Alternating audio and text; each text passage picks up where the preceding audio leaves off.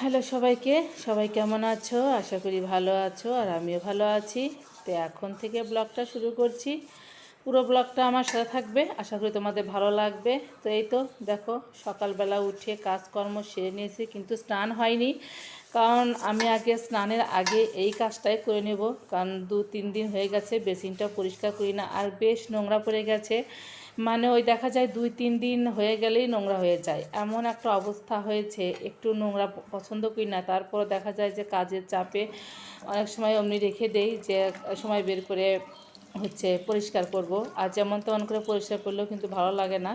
তো এটাই হচ্ছে মূল বিষয়। তো আজকে ভাবলাম যে যেহেতু রান্নাবান্না একটু হালকা পাতলা, ওই জন্য একদম ভালো করে ডোলে ঘষে একদম মানে ঝকঝকে তক্তকে করে নিয়েছি। আর দেখতে এত সুন্দর লাগছিল, আসলে পরিষ্কার জিনিস দেখতেও যেমন ভালো লাগে আর মনেও কিন্তু অনেকটা শান্তি লাগে। তো ওই বেসিনটা পরিষ্কার করে আবার আসলাম রান্নাঘরে। এই সিনটা কিন্তু পরিষ্কার করি 1-2 দিন পর পর। তারপরেও দেখা যায় যেহেতু একটু জল টল বেশি ব্যবহার করা হয়, জলটা বেশি ব্যবহার বলতে একটু চাল টাল ধোয়া হয় আর কি, 2-3 বার, যখন তোমার যতক্ষণ ভাত রান্না করি ততবার।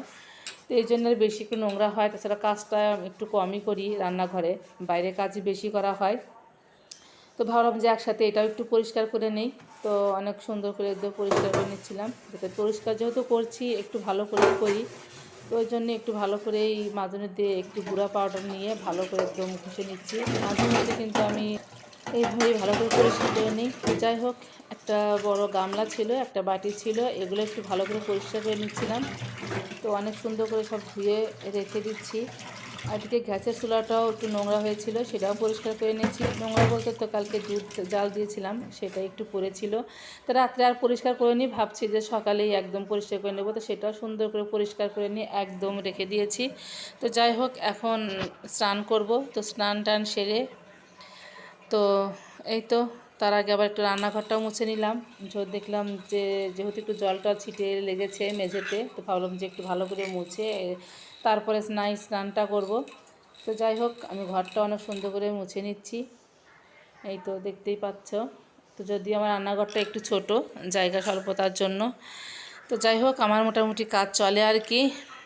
তো এই তো হচ্ছে বিষয়। তো এই তো স্নানটা সেরে তারপরে আর যা কাজকর্ম ছিল সেগুলো সেরে যেহেতু একাদশী, তো সেই জন্য একটু সবজি বানালাম। সব ধরনের সবজি আদা থেতো করে নিয়েছি, এখানে পাঁচফোড়ন, কাঁচামরিচ কেটে নিয়েছি।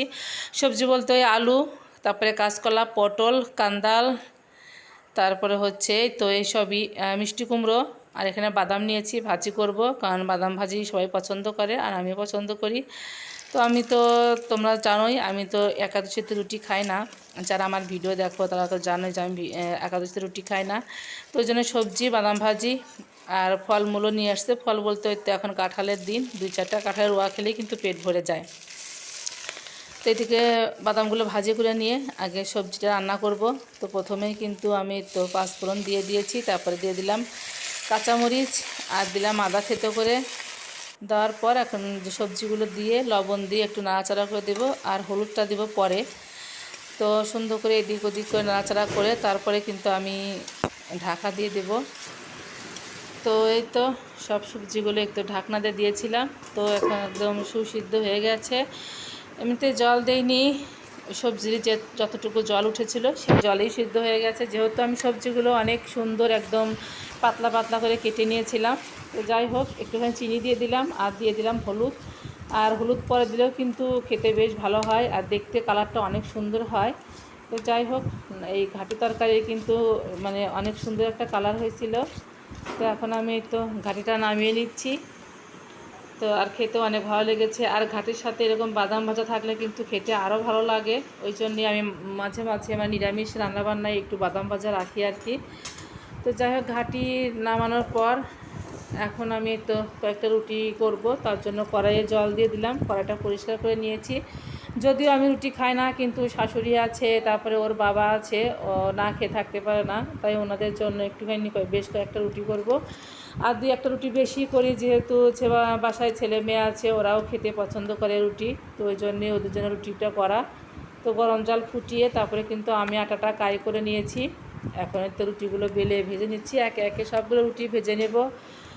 আর মোটামুটি রুটি ভাজতে মানে একা একা একটু সমস্যাই লাগে, বিশেষ করে হচ্ছে যদি কোনো একাদশী বা উপবাস থেকে রুটি করা যায় তাহলে একটু বিরক্তি লাগে, মানে রুটি একটা মানে বিরক্তকারী কাজ।